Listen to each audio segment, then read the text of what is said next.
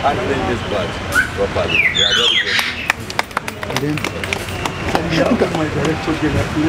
That was the symbolic handing over of the 100 parrots confiscated by operatives of the Nigeria Customs Service from illegal wildlife traders on the 21st of June 2022 along Kano Road in Kano State.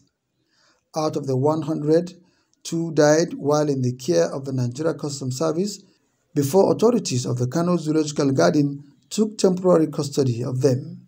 The good news is that the birds will be sent to safe havens.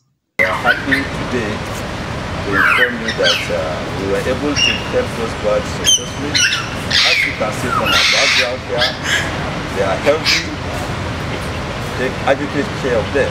These birds are not from the savannah, so they are not from northern Nigeria. They need to be taken closer to where their natural environment is. So they will be taken to the south, to this good facility.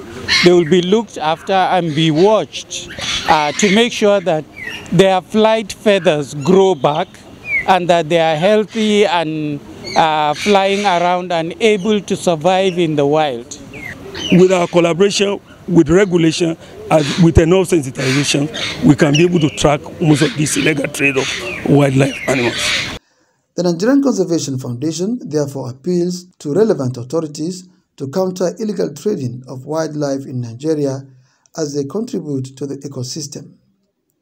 First phase of 73 parrots will be taken to National Park Lagos, while the remaining ones will be moving to Yankari National Park in both states. Muhammad Ali, NCF News.